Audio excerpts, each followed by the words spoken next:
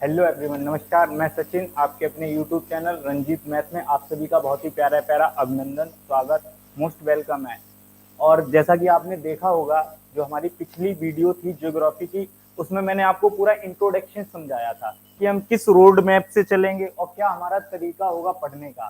क्योंकि किसी भी अगर सिलेबस को हमें कंप्लीट करना है तो यूं ही नहीं करना है। जब तक हमें उसके बारे में पता नहीं होगा तब तक हम उस सिलेबस के बारे में या उस सब्जेक्ट के बारे में नहीं जान सकते। तो अच्छी रणनीति के साथ अच्छी तरीके से हमें किसी भी सब्जेक्ट को क्या करना है, क्लियर करना है। तो आइएगा, इसी के साथ आज हम पढ़ेंगे। जैसे कि आपने देखा होगा, मैं आप लोगों को ज्योग्राफी के बारे में मैंने बताया था कि ज्योग्राफी को कितने पार्ट्स में डिवाइड किया गया है। तो 5 भागों में हमने क्या किया था, डिवाइड किया था। पहला देखें तो पहला था फिजिकल ज्योग्राफी। क्या था? Physical geography. दूसरा देखें तो दूसरा था Indian geography, world geography, human geography और इकोनॉमिक ज्योग्राफी। इतना डीपली आपको कोई नहीं पढ़ाएगा यूट्यूब पे, मैं आपको ये आश्वासन देता हूं। नहीं तो आप देख लीजिएगा, बच्चा ये चाहता है कि अगर ज्योग्राफी का मतलब ही बच्चा ये समझता है नदियां, बट ऐसा नहीं है। अगर आप सही से पढ़ना चाहते हैं, मेरा अगर आप थंबनेल देखेंगे तो उस पर क्या लिखा है, all examination and UPSC level. तो अगर आप ये क्लास लेना चाहते हैं या ले रहे हैं तो आप इस बात को ध्यान रखिएगा कि जो भी कंटेंट आपको दिया जाएगा वो यूपीएससी लेवल का होगा, ना कि ग्रुप डी का। याद रखिएगा, ठीक है। और अगर आपने अच्छी तरीके से इस क्लास को ले लिया तो मैं ये आपको आश्वासन देता हूं कि ज्योग्राफी आप चुटकियों में क्या कर देंगे, सॉल्व कर देंगे। और कहीं से भी क्वेश्चन बनेगा तो वो क्वेश्चन आप उड़ा देंगे पेपर में, ठीक है। वो कहते हैं एक पेपर सॉल्व करना होता और एक होता है कि पेपर को खा जाए या पेपर को खाना। तो आप पेपर को खा के आइएगा, ठीक है, ना कि सॉल्व करके आइएगा, ठीक है। मिस प्रिया सिंह, गुड इवनिंग भैया, good evening, good evening.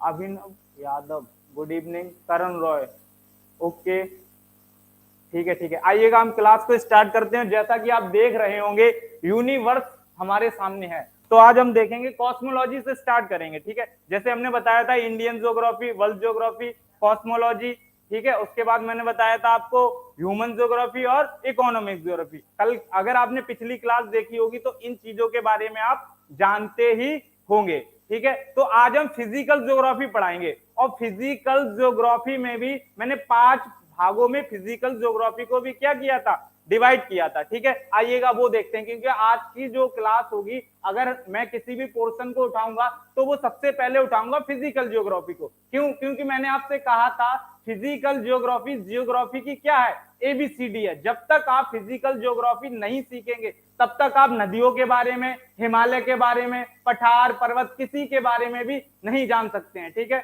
BRD sir, good morning. अच्छा, गुड गुड गुड सर। चलो आइएगा, स्टार्ट करते हैं क्लास को, ठीक है।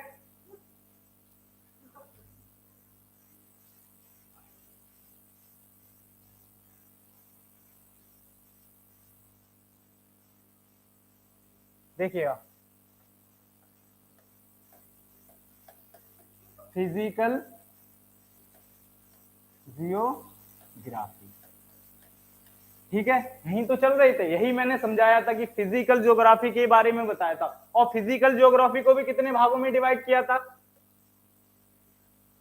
5 भागों में क्या किया था हमने, डिवाइड किया था। कौन कौन से 5 भाग थे? पहला था कॉस्मोलॉजी, ठीक है। क्या था? कॉस्मोलॉजी। दूसरा क्या था? जियो मॉर्फोलॉजी, यही तो था ना, जियोमॉर्फोलॉजी। तीसरा क्या था? तीसरा देखें तो क्या था, क्लाइमेटो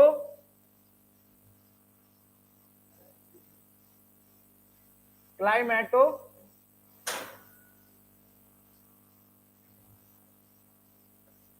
लॉजी, ठीक है। और नेक्स्ट क्या था हमारा,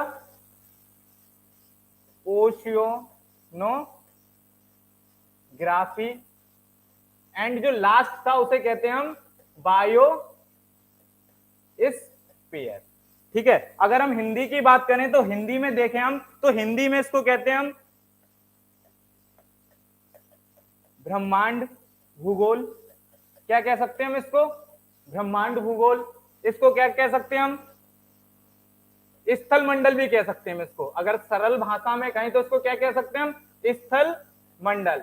नेक्स्ट इसको कहते हैं जल वायु, ठीक है, जलवायु भूगोल, और इसको क्या कहते हैं हम, समुद्र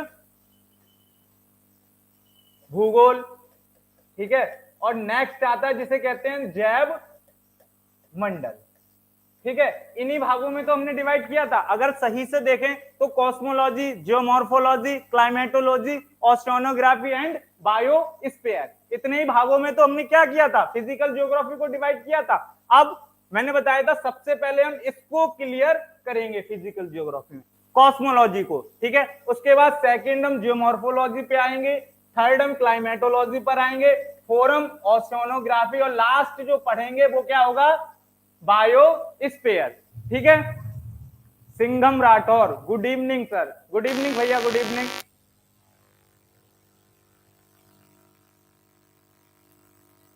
अभय Rajput, good evening, good evening भैया। आइएगा, अब देखिए सबसे पहले जो हम पढ़ेंगे वो क्या पढ़ेंगे हम, ब्रह्मांड भूगोल, ठीक है। ब्रह्मांड भूगोल को हम और क्या कह सकते हैं, यूनिवर्स भी कह सकते हैं, ठीक है, यूनिवर्स, ठीक है।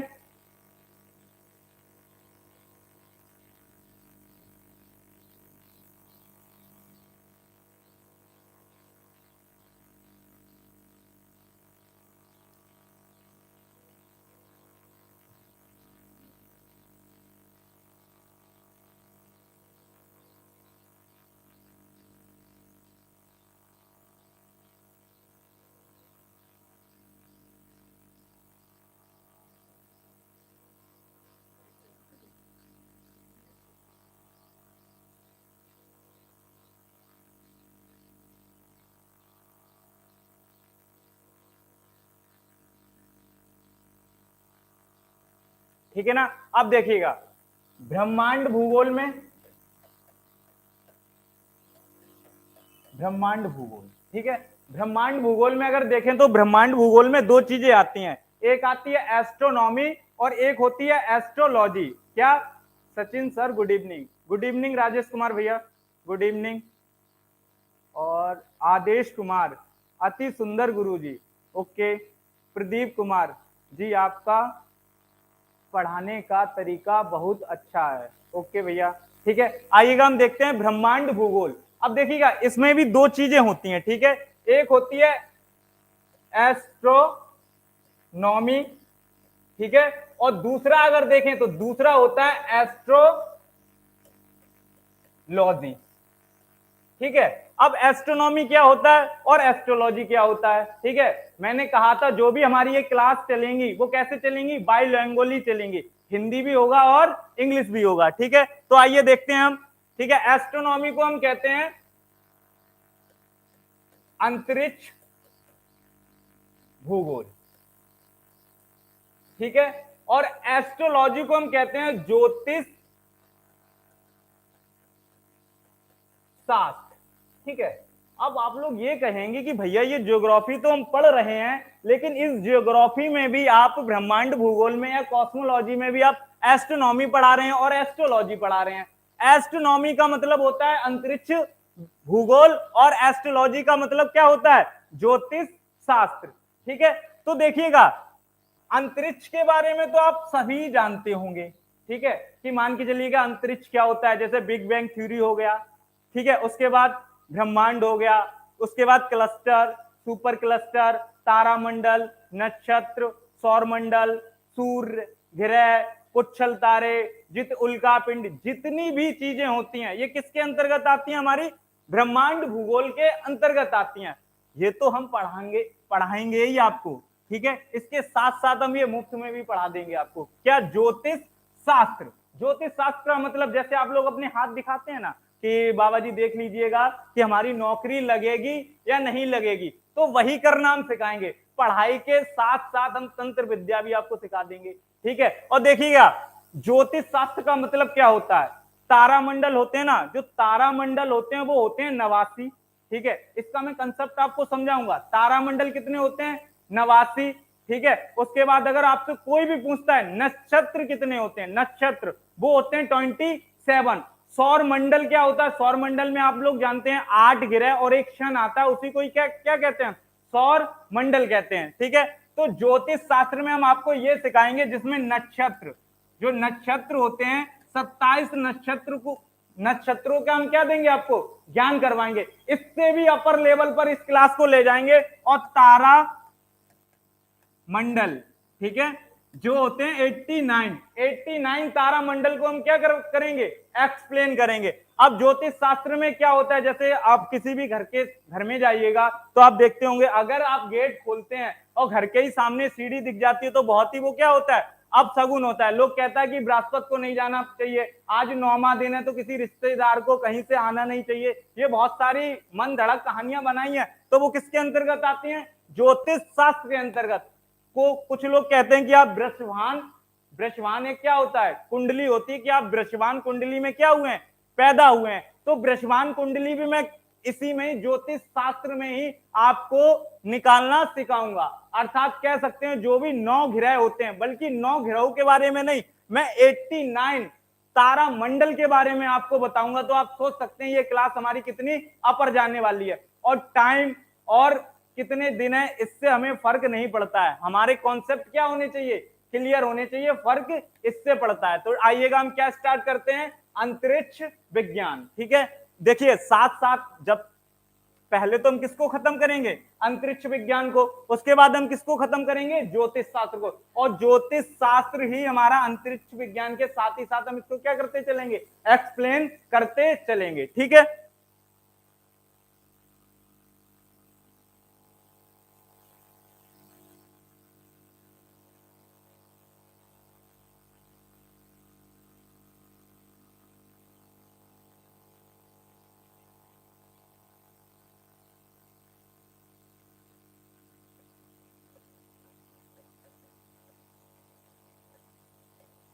एस्ट्रोनॉमी या अंतरिक्ष भूगोल, ओके,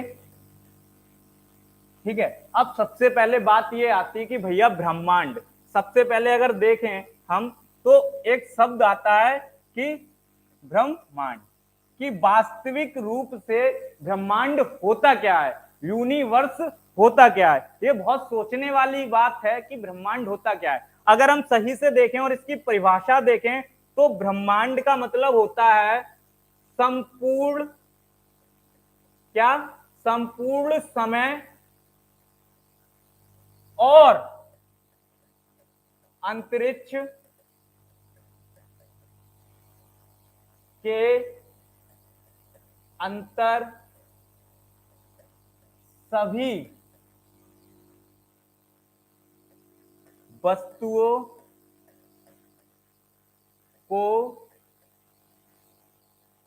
ही हम ब्रह्मांड कहते हैं। यही तो है ना, ये तो हो गई वैज्ञानिक तौर पर परिभाषा कि संपूर्ण समय और अंतरिक्ष के अंतर, अंदर नहीं होगा, अंतर, अंदर और अंतर में बहुत डिफरेंट होता है, ठीक है। अंतर सभी वस्तुओं को ही हम ब्रह्मांड कहते हैं, ठीक है। क्या, संपूर्ण समय और अंतरिक्ष के अंतर सभी वस्तुओं को ही हम ब्रह्मांड कहते हैं। इसका मीन्स क्या है, मीन्स को समझिएगा। जितना भी टाइम है, जैसे मॉर्निंग हो गया, इवनिंग हो गया, जितने भी समय होते हैं वो सभी किसके अंतर्गत आते हैं, ब्रह्मांड के अंतर्गत। याद रखिएगा किसके अंतर्गत आते हैं, ब्रह्मांड के अंतर्गत। और जितनी भी वस्तुएं हैं, बल्कि ये मार्कर हमारी बॉडी और जितना भी ये ग्रह, पृथ्वी, जितने भी ये चीजें आती हैं सभी किसके अंतर्गत आते हैं, ब्रह्मांड के अंतर्गत। अर्थात हम ये कह सकते हैं ब्रह्मांड एक ऐसा, ब्रह्मांड या ब्रह्मांड का क्षेत्रफल इतना विशाल है जिसको नापना क्या है, अनगिनत या अकल्पनीय है, जिसे बोलते हैं इनफिनाइट, जिसकी वैल्यू क्या है, या ब्रह्मांड का व्यास है वो भी क्या है, इनफिनाइट है, जिसकी कोई गणना नहीं कर सकता है। और आपने, अगर आप पढ़ते हैं ज्योग्राफी को तो आपने देखा होगा जो ब्रह्मांड है वो उसका दिन प्रतिदिन क्या होता जा रहा है, बढ़ता जा रहा है। बढ़ता क्या, 72 किलोमीटर प्रति सेकंड। ब्रह्मांड का क्या हो रहा है, जो ब्रह्मांड का क्षेत्रफल है वो 72 किलोमीटर प्रति सेकंड क्या बढ़ रहा है। तो इस कॉन्सेप्ट को याद रखिएगा, जो ब्रह्मांड है वो 72 किलोमीटर प्रति सेकंड बढ़ रहा है। आप इमेजिन कर सकते हैं कि 72 किलोमीटर कितनी बड़ी संख्या है, या कितना बड़ा क्षेत्रफल है, या कितना बड़ा एरिया है। और भी देखिएगा,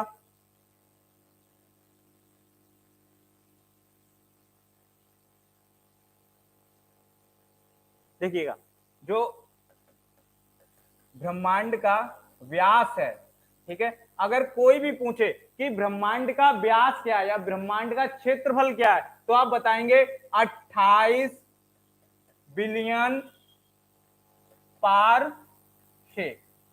क्या बताएंगे, 28 बिलियन पारसेक। ये जो पारसेक मैंने शब्द का उपयोग किया है, ये दूरी का सबसे बड़ा मात्रक होता है, याद रखिएगा। क्या, दूरी का सबसे बड़ा मात्रक, ठीक है। इसलिए हमने ये कह दिया कि 28 बिलियन पारसेक, ठीक है, दूरी का सबसे बड़ा मात्रक होता है, क्योंकि 28 बिलियन ही अपने आप में एक बहुत ही बड़ी क्या है, संख्या है। तो इसलिए 28 बिलियन पारसेक को हमने क्या कह दिया, दूरी की सबसे बड़ा मात्रक कह दिया है। इसके बाद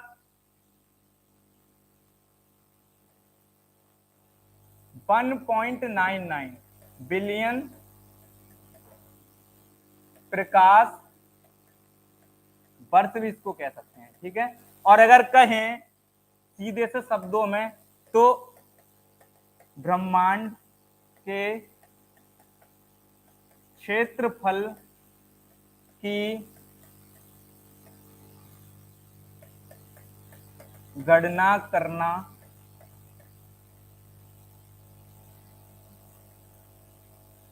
असंभव है, ठीक है। हम ब्रह्मांड की क्षेत्रफल की गणना ही नहीं कर सकते। क्यों नहीं कर सकते, क्योंकि वो दिन प्रतिदिन कितना बढ़ता है, सॉरी प्रति सेकंड कितना बढ़ता है, 72 किलोमीटर प्रति सेकंड। और ये किसने दी थी थ्योरी, ये हब्बल नामक एक वैज्ञानिक थे, जिन्होंने हब्बल नामक एक दूरबीन बनाई थी, और उस दूरबीन को कहां भेज दिया था, अंतरिक्ष में भेज दिया था। और उस अंतरिक्ष में भेजी गई दूरबीन से ही हमने ब्रह्मांड की स्टडी की। और हब्बल जी ने ही ये कहा कि जो भी हमारा ब्रह्मांड है वो प्रति सेकंड 72 किलोमीटर की रफ्तार से बढ़ रहा है, ठीक है। नोट कर लीजिएगा आप लोग इतना। बहुत, करण कुमार बहुत बढ़िया सर। आलोक यादव मौज कर दी भैया, ओके। अभिषेक यादव मैनपुरी, भैया आपने समझाने का तरीका बहुत सुंदर है, okay. Karan Roy, really good video sir ji. देखिएगा, फोकस कीजिएगा और रेगुलरली क्लास को लीजिएगा। 2-3 दिन हमारी जो क्लास है वो क्या हो गई, मिस हो गई थी बारिश के कारण, क्योंकि बारिश के कारण कुछ ऐसा भी हुआ, इंटरनेट का प्रॉब्लम हो गया, तो उसके कारण जो भी हमारी वीडियो थी वो नहीं आ पाई। लेकिन अब आपको प्रतिदिन वीडियो मिलेंगी, ठीक है। तो आइएगा आगे चलते हैं हम।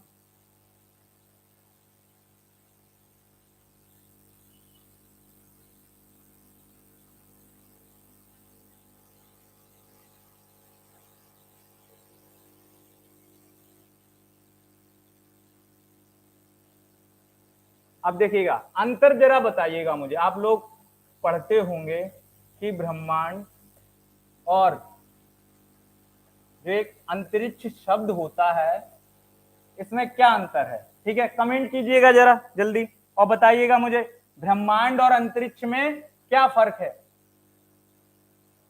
जल्दी बताइए आप लोग, ठीक है।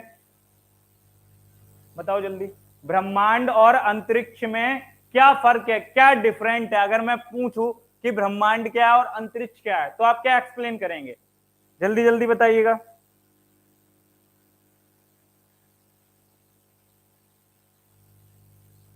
Best geography teacher sir R K. Chauhan sir, okay. भैया ब्रह्मांड के अंदर अंतरिक्ष आता है, गुड। अगर देखा जाए तो ब्रह्मांड के अंदर ही या ब्रह्मांड के अंतर्गत ही क्या आता है, अंतरिक्ष आता है। अभिषेक यादव जी का बहुत ही अच्छा आंसर आया कि ब्रह्मांड के अंतर ही या अंदर ही क्या आता है, अंतरिक्ष आता है। जल्दी जल्दी मुझे आंसर चाहिए, बताइएगा।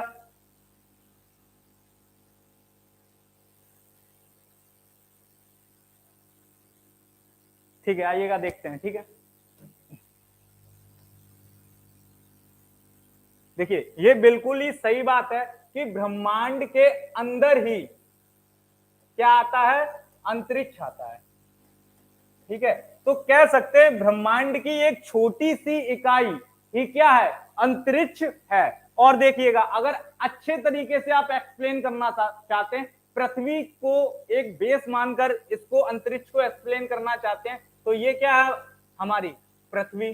ठीक है, और पृथ्वी के 100 किलोमीटर, अगर आप पृथ्वी से 100 किलोमीटर ऊपर जाते हैं और 100 किलोमीटर के बाद जो भी क्षेत्र मिलेगा, जो भी आपको क्षेत्र मिलता है, उसे हम क्या कहते हैं, उसे हम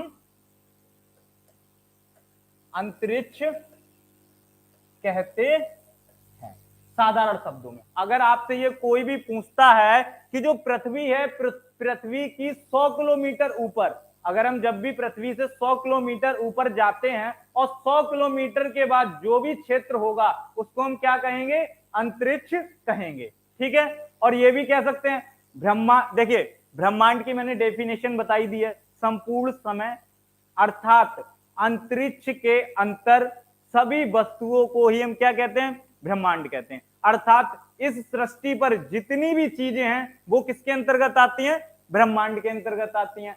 और अंतरिक्ष क्या है, अंतरिक्ष भी ब्रह्मांड के ही अंतर्गत आता है, लेकिन पृथ्वी के 100 किलोमीटर या 100 किलोमीटर की ऊंचाई के बाद जो क्षेत्र हमारा स्टार्ट होता है उसी को ही हम क्या कहते हैं, अंतरिक्ष कहते हैं। ठीक है, दिमाग में बैठा लीजिएगा इस बात को, क्योंकि ये बहुत छोटा सा अंतर होता है। लोग पूछ लेते हैं कि ब्रह्मांड और अंतरिक्ष में क्या अंतर होता है, तो आपको इस बात का पता होना चाहिए। ठीक है, और इतने समय आप लाइव हैं तो याद रखिएगा, पढ़ते रहिएगा, जगते रहिएगा। पिता की फिक्र को फक्र में बदलना है। ठीक है, याद रखिएगा, जो पिताजी फिक्र करते हैं कि हमारा बच्चा इतनी मेहनत कर रहा है वो कब सफल होगा, तो आप जी जान से लग जाइएगा और पिता की फिक्र को किस में बदलना है, फक्र में बदलना है। ठीक है,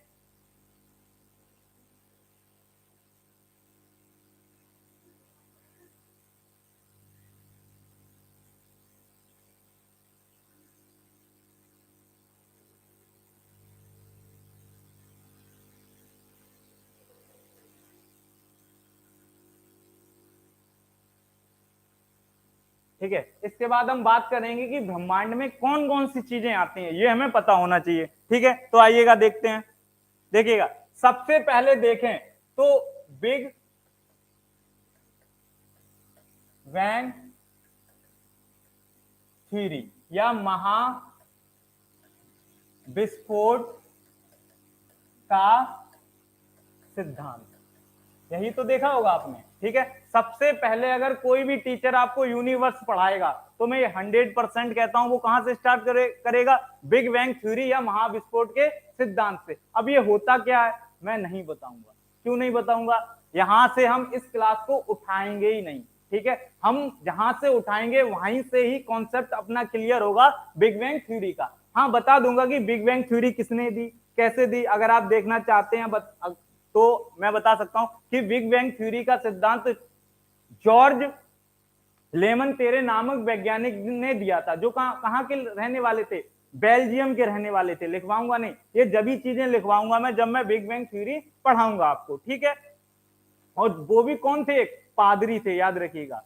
एक विदेशी पादरी होके कौन सा सिद्धांत दे देता है, वैज्ञानिक सिद्धांत दे देता है। अपने यहाँ लोग क्या देते हैं, आशीर्वादी तो देते हैं बाबा लोग। ठीक है, नहीं तो कुंडलियां बता देते हैं कि 2 साल के बाद बच्चा आपकी जॉब लग जाएगी। क्या ऐसा होता है, जब तक आप मेहनत नहीं करेंगे क्या आप किसी भी चीज को या किसी भी लक्ष्य को प्राप्त कर लेंगे, नहीं कर पाएंगे। तो मेहनत पर फोकस कीजिएगा, ना कि अंधविश्वास पर। ठीक है, तो आइएगा इसके बाद देखें तो इसके बाद क्या आएगा, ब्रह्मांड। क्या आएगा, ब्रह्मांड। ठीक है, इसके बाद क्लस्टर, क्या आता है, क्लस्टर। कहोगे भैया क्लस्टर क्या होता है, सब समझा दूंगा एक एक चीज। इसके बाद सुपर क्लस्टर, ठीक है। इसके बाद सुपर क्लस्टर, सुपर क्लस्टर के बाद हम देखें तो आता है आकाश गंगा, ठीक है। अब थोड़ा शब्द आपने सुना होगा कि हाँ भैया आकाश गंगा एक ऐसा शब्द है जो हमने पहले भी सुना है। तो सबसे पहला मेरा ये क्वेश्चन है, सभी लोग तुरंत आंसर दीजिएगा कि जो अपनी पृथ्वी है वो कौन सी आकाश गंगा में है। फास्ट आंसर दीजिएगा, जल्दी जल्दी,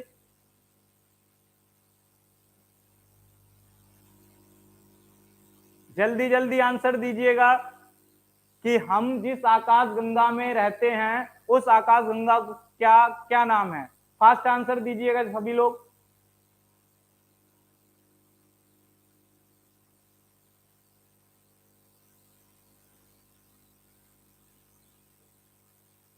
पृथ्वी से जितनी दूरी तक शून्य हो उसे अंतरिक्ष कहते हैं। यस, ये भी बात ठीक है। बहुत सारी डेफिनेशन हो सकती हैं, अलग अलग सृजनात्मक विचार से आप अलग अलग डेफिनेशन बना सकते हैं, ठीक है।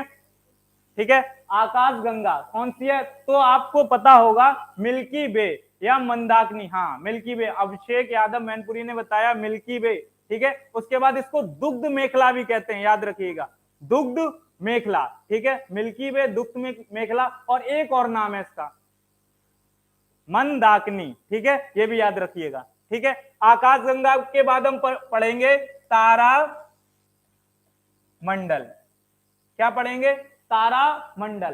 तारा मंडल के बाद आता है नक्षत्र। देखो ये बहुत ही मजेदार टॉपिक है नक्षत्र, ठीक है। नक्षत्र में पढ़ा के अगर आप नौकरी भी नहीं लग पाई आपकी, तो इतना मैं डेफिनेट कहता हूं कि आप लोगों की ग्रह की दिशा, वो कहते हैं ना आप पर मंगल भारी है, आप पर शनि भारी है, कहते हैं ना लोग, कह देते हैं लोग, ठीक है। तो इतना तो मैं सिखा ही दूंगा आप पर, आपको कि कौन सा ग्रह आप पर कब भारी होगा और कब हल्का होगा, ठीक है, नक्षत्र पढ़ने से, ठीक है। इसके बाद आते हैं हम सौर मंडल, ठीक है। सौर मंडल के बारे में भी जानते होंगे, जिसमें एक सन और 8 ग्रह आते हैं, उसी को ही हम क्या कहते हैं, सौर मंडल कहते हैं। शैलेश बघेलवंशी मिल्की वे, ओके। शिवम यादव मिल्की वे, गुड गुड। जितने भी लोग ये आंसर दे रहे हैं वो बिल्कुल ही राइट आंसर दे रहे हैं, ठीक है। सौर मंडल के बाद देखें तो क्या आता है सौर मंडल के बाद, सूर्य, ठीक है। सूर्य के बाद देखते हैं हम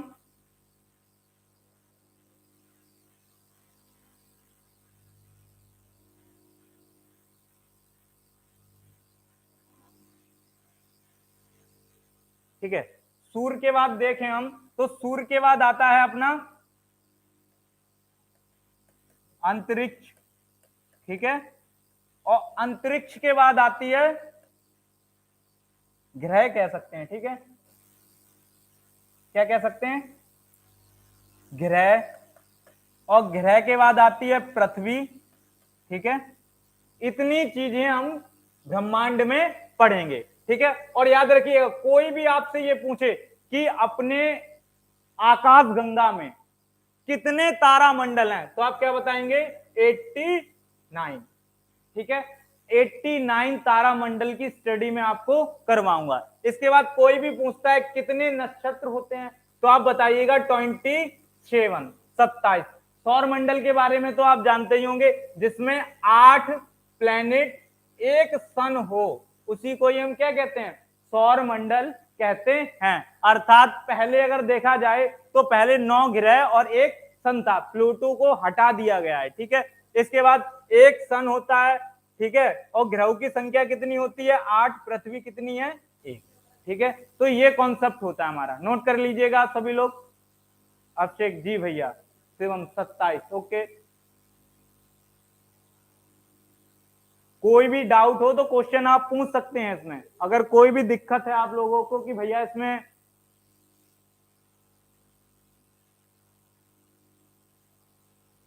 ठीक है, आइएगा।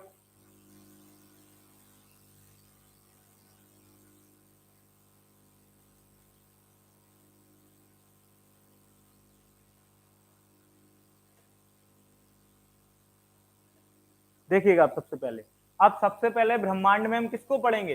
स्टार को पढ़ेंगे। किसको? स्टार, जिसे कहते हैं तारा। ठीक है, स्टार या तारा। ठीक है, अच्छा मैं क्यों पढ़ा रहा हूं तारा? देखिएगा, तारा बनने की एक ऐसी प्रक्रिया है, अगर आप इसको समझ जाते हैं, ठीक है, तो आप पूरा ही कॉन्सेप्ट क्या समझ जाएंगे?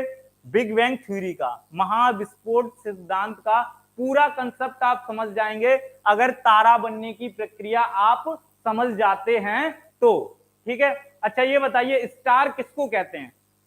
जल्दी जल्दी बताइएगा, अपनी दैनिक भाषा में ही आप बताइएगा कि स्टार किसको कहते हैं। वैज्ञानिक भाषा में बिल्कुल मत बताइएगा,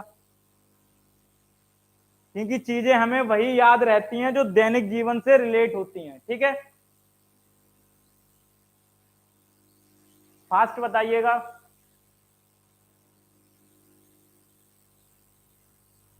सर क्लस्टर बताइए। बताएंगे भैया, सुपर क्लस्टर, क्लस्टर, नक्षत्र सब बताएंगे, लेकिन एक क्रमबद्ध तरीका मैंने बताया था, एक क्रम से चलेंगे तभी चीजें हमें समझ में आएंगी। ठीक है,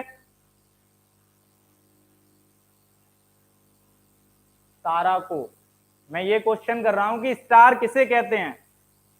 चलो अच्छा बताते हैं हम। ठीक है, देखिएगा, सिर्फ दो बातें हमें याद होनी चाहिए। ठीक है, जिसकी खुद के पास अपनी क्या हो? हीट, और खुद की क्या हो? लाइट हो, खुद की ऊष्मा, ठीक है, और खुद की क्या हो? प्रकाश हो, उसी को हम क्या कह सकते हैं? तारा कह सकते हैं। कहोगे भैया कैसे? बल्ब है, बल्ब को क्या हम क्या कह सकते हैं? तारा कह सकते हैं? नहीं कह सकते हैं। अच्छा ये एक और क्वेश्चन है, अच्छा जो चंद्रमा है क्या उसको तारा कह सकते हैं? जल्दी बताइए, जो चंद्रमा है वो तारा है या ग्रह या उपग्रह? जल्दी बताइएगा आप लोग। हाँ, उपग्रह। ठीक है, नहीं है। ठीक है, जॉनी यादव कह रहे हैं नहीं है। Okay okay, good. ठीक है, ठीक है, तो देखिएगा, अगर हम कहें तो तारा किसको कहते हैं? तारा हम उसी को कहते हैं जिसकी खुद के पास अपनी हीट हो और खुद की लाइट हो, उसी को हम क्या कहते हैं? तारा कहते हैं। अर्थात हम चंद्रमा को भी तारा नहीं कह सकते हैं, पृथ्वी को भी तारा नहीं कह सकते हैं, बृहस्पति को भी तारा नहीं कह सकते हैं, सनु, शनि, अरुण, वरुण, जितने मंगल, बुध, जितने भी हैं, इनको हम तारा नहीं कह सकते हैं। तारा हम किसको कह सकते हैं? कह सकते हैं सन को या सूरज को। जो सन है उसी को हम क्या कह सकते हैं? सूर्य को ही हम क्या कह सकते हैं? तारा कह सकते हैं। ठीक है, अब आप लोग ये कहेंगे भैया जब जो रतिया में जो चमचमाता है, जब भी हम छत पे जाते हैं तो जो टिम टिम करता है वो क्या है?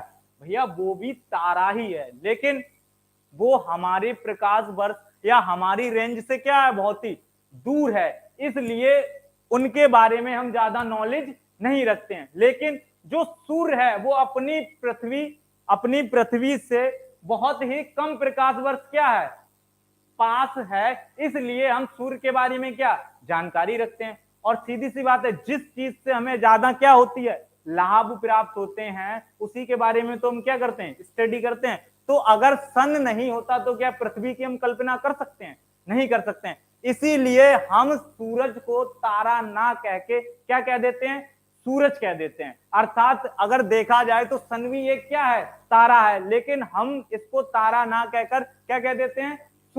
सूर्य कह देते हैं। अरे सीधी सी बात है, अगर हमारा कोई फ्रेंड है, ठीक है, फ्रेंड है और बहुत घनिष्ठ क्या बन गया है? मित्र बन गया है, तो हम उसका कुछ अलग से नाम रख देते हैं।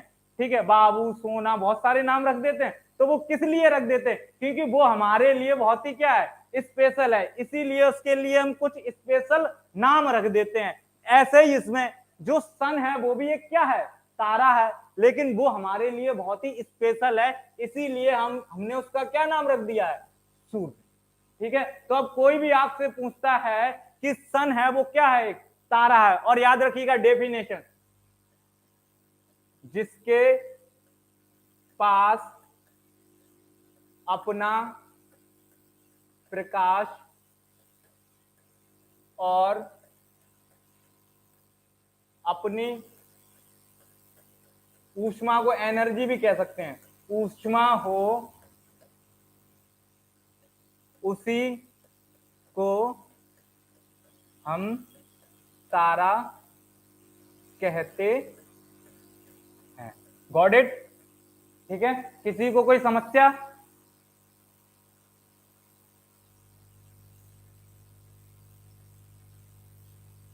अच्छा, एक क्वेश्चन आया है कि भैया सन किसकी परिक्रमा करता है? तो याद रखिएगा, सन अपनी मिल्की वे, जो भी अपनी आकाश गंगा है, उसकी क्या करता है? परिक्रमा करता है। और कितने साल में करता है? 25 करोड़ साल में करता है। याद रखना, जो सन है वो अपनी आकाश गंगा की जो परिक्रमा करता है वो कितनी साल में करता है? 25 करोड़ साल में। तो याद रखना, सन का हैप्पी बर्थडे 25 करोड़ साल बाद आता है। तो सन बहुत पैसे बचाता है, अपना बर्थडे 1 साल के बाद आ जाता है, बहुत खर्चे करने पड़ते हैं। ठीक है, तो याद रखिएगा, सन है वो किसका चक्कर लगाता है? अपनी जो भी गैलेक्सी है उस गैलेक्सी का चक्कर लगाता है। मंदाकिनी का क्या लगाता है? चक्कर लगाता है। ठीक है,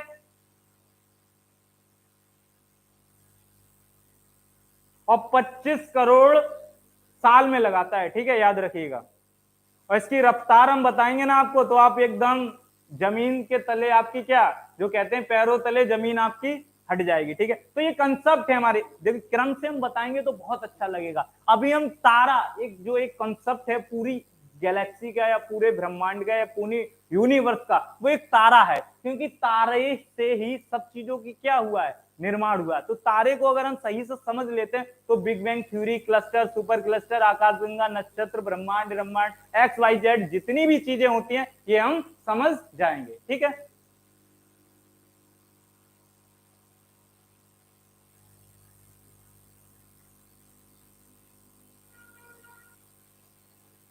ठीक है, ठीक है। अगर आप कोई भी आपसे पूछता है कि भैया तारा किसको कहते हैं, तो आप बता लेंगे ना सभी लोग? ठीक है, आगे बढ़ते हैं अब।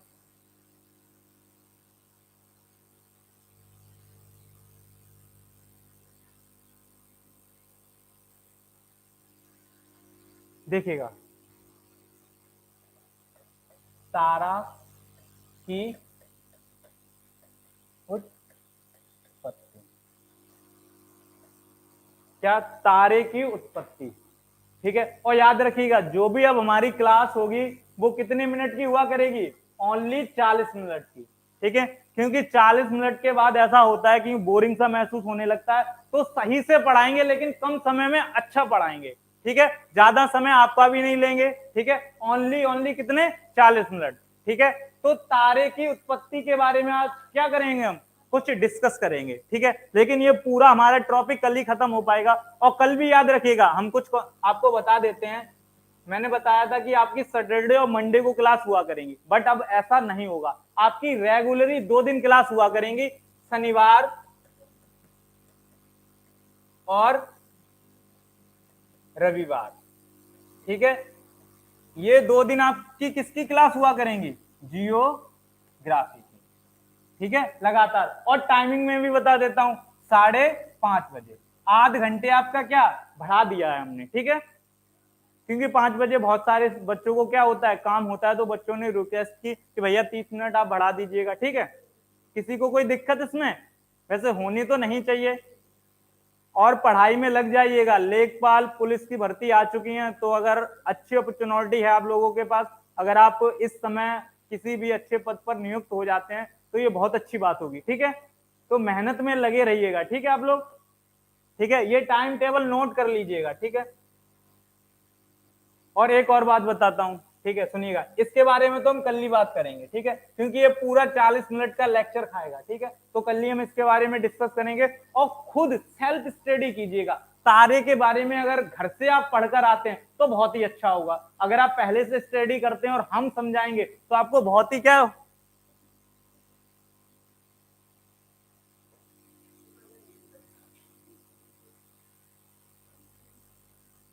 होगा? बहुत ही समझ में आएगा। ठीक है, तो हम बताते हैं कि हमारा कंसेप्ट, और भी चीजें हम बता देते हैं आज।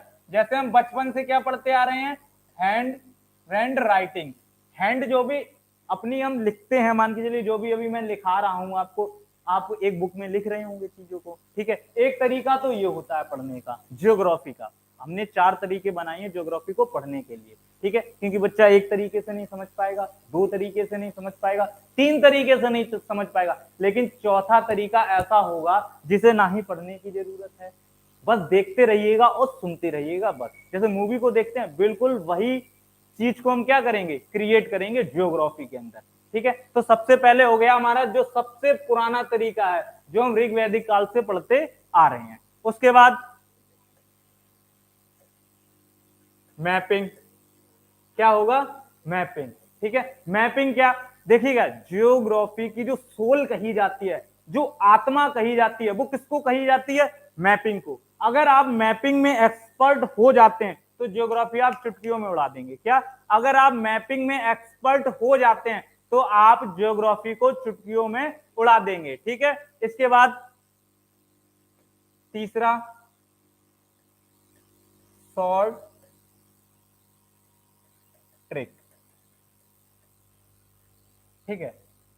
शॉर्ट ट्रिक, जैसे कुछ टॉपिक ऐसे होते हैं जिनको हमें शॉर्ट ट्रिक से ही याद करना पड़ेगा। जैसे क्वेश्चन आ जाता है, अक्षांश रेखा होती है वो किन किन देशों से होकर जाती है, तो ये रटने वाली बात हो गई। तो इसके लिए हम एक अच्छी सी क्या बनाएंगे, ट्रिक बनाएंगे और उड़ा देंगे इस कॉन्सेप्ट को। देशांतर रेखा किस कहां कहां से होकर जाती है, किन देशों से होकर जाती है, तो ये भी हम कहां से एक अच्छी सी ट्रिक बनाएंगे और वहां से कॉन्सेप्ट को उड़ा देंगे, ठीक है। इसके बाद देखिएगा जो लास्ट तरीका होगा, और कुछ बच्चे कह रहे होंगे कि भैया आप तो क्या पढ़ा रहे हैं, यूपीएससी लेवल का पढ़ा रहे हैं, ठीक है, लेकिन आप शॉर्ट ट्रिक बता रहे हैं, ठीक है।